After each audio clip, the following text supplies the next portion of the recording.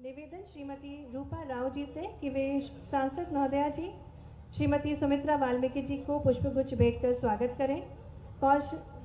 कौशल सूरी मंडल अध्यक्ष से निवेदन कि वे माननीय विधायक श्री अशोक ईश्वरदास रोहाणी जी का स्वागत करें। श्री रजनीश यादव जी जिला महामंत्री जी से निवेदन है कि वे माननीय विधायक श्री अजय बिश्नोई जी का स्वागत करें। और गजमाला से माननीय मुख्यमंत्री जी का स्वागत किया जा रहा है महाकौशल की नगरी, अति पवित्र नगरी जबलपुर में। और स्वागत के क्रम में मैं निवेदन करूंगी श्री विवेक नायक जी से कि वे माननीय श्री अभिलाष पांडे जी का स्वागत करें। मंच पर सम्मानीय अतिथिगण हैं जिनका स्वागत अभिनंदन किया जा रहा है। और माननीय मुख्यमंत्री जी का स्वागत करते हुए स्थानीय युवा संघ के जनप्रतिनिधिगण हैं। आइए हम भी तालियों के माध्यम से सहयोग प्रदान करें। स्वागत में हमारे साथ मंच पर हैं स्थानीय युवा संघ के जनप्रतिनिधिगण जो कि गजमाला से माननीय मुख्यमंत्री जी का स्वागत कर रहे हैं, अभिनंदन कर रहे हैं। आग्रह है श्री शैलेंद्र विश्वकर्मा जी से कि वे माननीय लोक निर्माण मंत्री श्री राकेश सिंह जी को पुष्पगुच्छ भेंट कर उनका स्वागत करें। और हमारे साथ मंच पर माननीय श्री जगत बहादुर सिंह जी महापौर, उनके स्वागत के लिए श्री जीतू कटारे जी से निवेदन, श्रीमती रूपा राव जी से निवेदन कि वे माननीय सांसद महोदया जी श्रीमती सुमित्रा वाल्मीकि जी का स्वागत करें।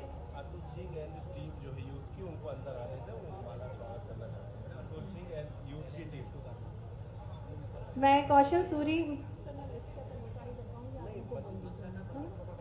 माननीय श्री अशोक ईश्वरदास रोहाणी जी का भी हम स्वागत करते हैं, अभिनंदन करते हैं। श्री रजनीश यादव जिला महामंत्री जी से निवेदन कि अजय बिश्नोई जी का स्वागत करें। यहाँ मत आइए। श्री सुनील पुरी जी से निवेदन है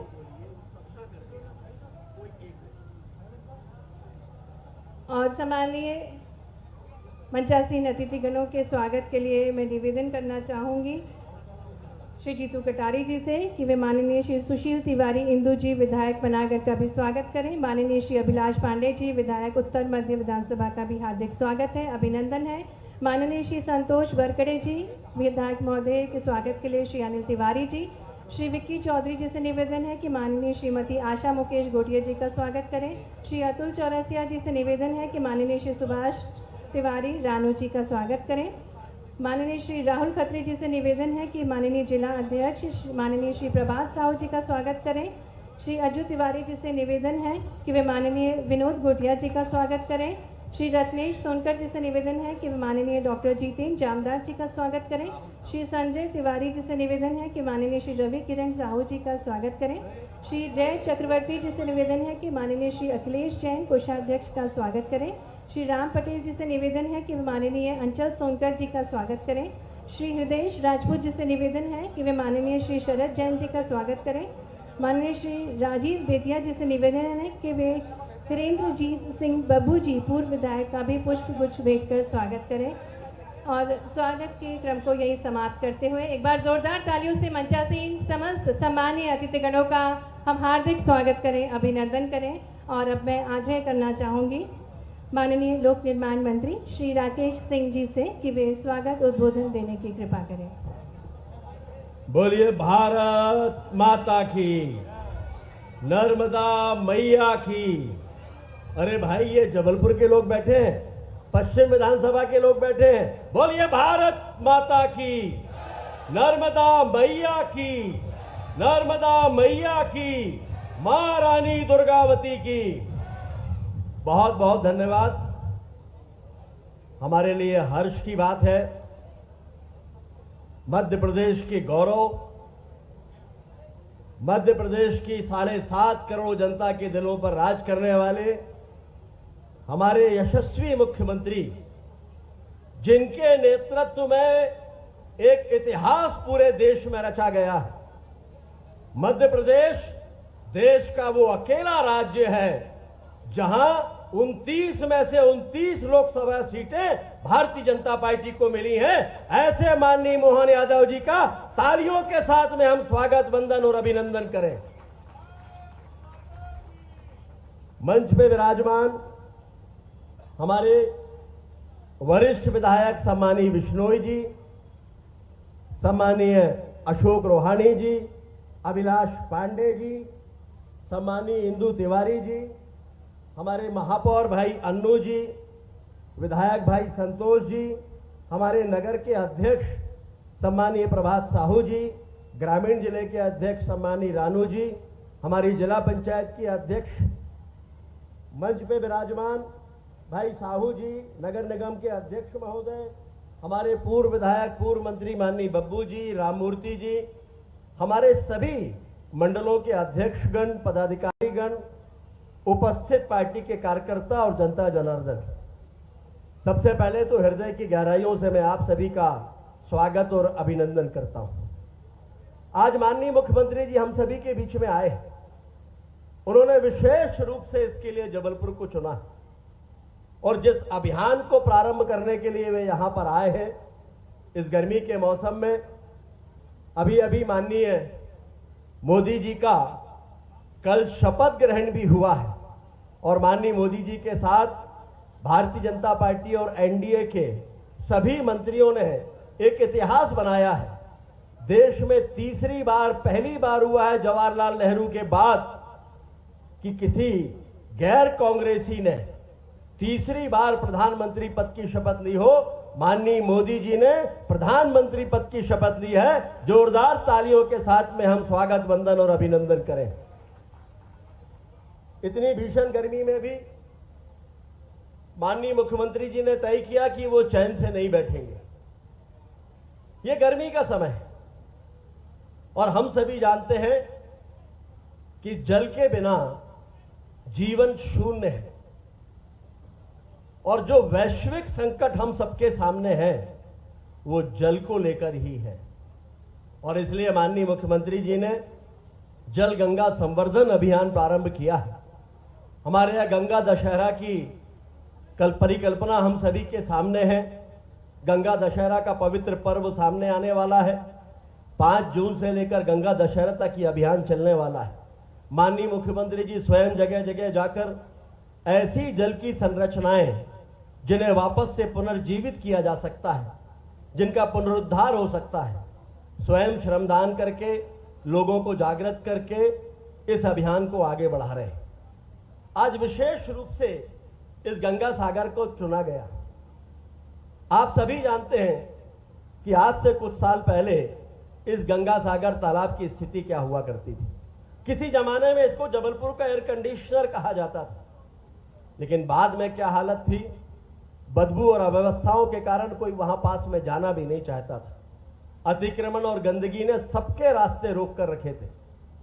लेकिन आप सभी को याद है, कुछ वर्षों पूर्व ये तय किया हम लोगों ने और हमारे यशस्वी महापौर श्री जगत बहादुर सिंह जी, इस अवसर पर टूरिज्म कॉर्पोरेशन के पूर्व चेयरमैन विनोद गोटिया जी, रवि किरण साहू जी, रिंकू विज जी अध्यक्ष नगर पालिका निगम, सुभाष तिवारी जी अध्यक्ष, रानू तिवारी जी ना, मैं सुभाष तिवारी जी में कंफ्यूजन हो जाएगा, अजय भैया भी है ना, अजय, अरे आप, हाँ बोल दिया। इस अवसर पर अंचल सोनकर जी पूर्व विधायक, हरेंद्र सिंह बब्बू पूर्व विधायक पूर्व मंत्री, श्री शरद जैन जी पूर्व विधायक, श्रीमती आशा मुकेश गोटिया जिला पंचायत अध्यक्ष, श्री अखिलेश जैन जी प्रदेश कोषाध्यक्ष भाजपा, श्री नीलेश अवस्थी जी पूर्व विधायक, पूरा मंच, सभी पार्षदगण, सभी पदाधिकारीगण, एक बार जोरदार तालियां पूरे मंच के लिए। और ये जो समय चल रहा है ग्रीष्म ऋतु, और ग्रीष्म ऋतु वैसे तो हमारे लिए 3 मौसम 6 ऋतु, और साल का विभक्तिकरण भी ऐसा है कि उत्तरायण और दक्षिणायन। कितनी सुंदर हिसाब किताब हमारे अपने पूर्वजों ने लगा करके दिया है, और कई जन्मों के पुण्य के बाद व्यक्ति का मनुष्य जन्म में जन्म होता है, और मनुष्य होने के नाते से तो समूची पृथ्वी उसकी वसुधा है, उसका घर है।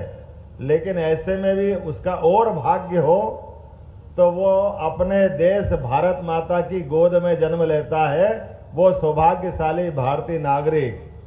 और उससे बड़ा भाग्य अगर हो तो नर्मदा के किनारे मध्य प्रदेश में जन्म लेता, ये और सौभाग्य की बात है।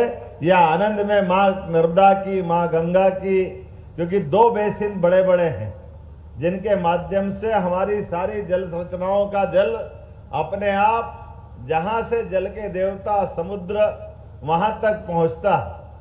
हमारे लिए एक बेसिन है जो सीधा पश्चिम की तरफ नर्मदा जी अमरकंटक से प्रारंभ होकर अपनी यात्रा जबलपुर, होशंगाबाद से होती हुई सीधी गुजरात के रास्ते से समुद्र तक पहुंचती है। दूसरी रचना है, अधिकांश नदियां हमारे बीच में से अंततः गंगा जी, यमुना जी से निकल करके यमुना जी गंगा जी में जाते, गंगा सागर से सीधी बंगाल की खाड़ी तक जाती है। एक दो नदियां और भी है, जैसे सोन नदी है, ताप्ती नदी है, ये दक्षिण भारत के समुद्र तक पहुंचती है। मैं आज के इस अवसर पर खास करके हमारी अपनी एक ऐसी साम्राज्ञी जिसका अपना जीवन का अलग अलग पक्ष है, जिस पे बहुत काम करने की जरूरत है, रानी दुर्गावती के लिए जोरदार तालियां बजाओ, जिनके कारण से हमारे जबलपुर की ये गढ़ा नामक का स्थान, गढ़ा मंडला की रानी, इस नाते से उनकी पहचान मानी जाती थी। और क्या बहादुरी में और क्या जल संरचनाओं में, जीवन के सब क्षेत्रों में समान रूप से विचार करने वाली हमारी अपनी महारानी के नाम पर आपको सबको जानकारी है कि हमने पहली कैबिनेट भी अगर कहीं की थी तो इस जबलपुर में उनको स्मरण करके की थी। हमको उनका आदर हमको मालूम है। रानी अवंतीबाई, वो भी इतनी बहादुर नारी जो पूरी नारी जगत को गौरवान्वित कराती है। मैं आज के इस अवसर पर एक इस बड़े अभियान की बात भी करना चाहूंगा।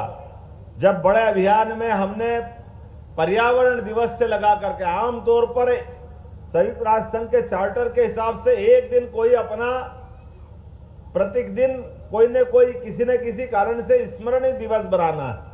इसलिए पर्यावरण दिवस के दिन पर्यावरण की बात करो और बाद में उसके बारे में छूट जाता मामला। हमारी सरकार ने तय किया कि ऐसा नहीं है, पर्यावरण दिवस से लेकर पूरा पखवाड़ा मनाएंगे। और हमारे यहाँ तो नदियों में माँ गंगा, माँ नर्मदा, इनके नाम पर, चूंकि नर्मदा जी के नाम पर नर्मदा जयंती बहुत धूमधाम से मनती है, लेकिन गंगा जी के लेकर के ये चंबल से लेकर काली सिंध और काली सिंध से छिपरा जी, पूरा अपना गंगा दशमी का उत्सव पूरे देश में बहुत आनंद के साथ मनता है। तो गंगा जी हो, नर्मदा जी हो, इनको जोड़ करके हमारे अपने सामाजिक उत्तरदायित्व के, समाज से जुड़े हुए कामों को हाथ में लेने की आवश्यकता है। और जैसा कि हमको सबको जानकारी है, जल ही जीवन है। और ऐसे में जल संरचनाओं में कुएं, बावड़ी, नदी, तालाब, पोखर, छोटे छोटे बांध, चेक डैम, स्टॉप डैम, इन सारी रचनाओं पे काम करने के लिए हमारी सरकार ने 5 जून से लगा करके सीधे 16 जून तक लगातार 15 दिन का एक बड़ा अभियान लिया है। और इस 15 दिन के बड़े अभियान में जो 4 जून का हमारा रिजल्ट आया, और हमने कहा कि हम अपने सरकार का एक दिन भी जाया नहीं होने देंगे। प्रत्येक दिन सरकार का हमारा अपना कदम जनता की बेहतरी के लिए, समाज सेवा के लिए, राजनीति में आने का मतलब केवल राजनीति में सरकार चलाना नहीं, सरकार के साथ सामाजिक सरोकार से जुड़ने की जरूरत है। और सामाजिक सरोकार में जन अभियान के माध्यम से हमारे विपक्षी लोग पता नहीं किस प्रकार की राजनीति करते हैं, लेकिन जोरदार ताली बजाओ यशस्वी प्रधानमंत्री नरेंद्र मोदी जी को लेकर के, जिनके माध्यम से पूरे देश के अंदर एक नई प्रकार की संस्कृति आई है। और नई प्रकार की संस्कृति उन्होंने राजनीतिक क्षेत्र में सत्ता प्राप्त करने के बाद भी, उनका तो खुद का कहना है कि केवल वोट की बात 5 साल में एक बार कर लेंगे, लेकिन सामाजिक सरोकार के काम 24 घंटे 7 दिन अनवरत चलना चाहिए। इसलिए वो उनके जीवन में भी उस चीज को लागू करते हैं। पहली बार मन की बात करते हुए उन्होंने लगातार 10 साल तक हर महीने एक बार ऐसे सामाजिक सरोकार के विषयों को उठा करके समाज के बीच में उन विषयों को जिंदा किया, जिनके माध्यम से हजारों साल से अपनी भारत की विशेषताएं थी। हमारे यहाँ जल रचनाओं को लेकर के भी माननीय मोदी जी जब मुख्यमंत्री थे तो बहुत काम किया उनने। मैं आज के इस अवसर पर हमारी इसी गढ़ा के अंदर की जल मंदिर की रचना के लिए जोरदार ताली बजाओ। कितना अच्छा लगता है वो जल रचना देख करके। जनवरी के दिन करवट बदली, एक बावड़ी बहुत अच्छा जल मंदिर में परिवर्तित हो गई। और ये संग्राम था, रानी दुर्गावती के ससुर जी के नाम पे बनाया हुआ तालाब।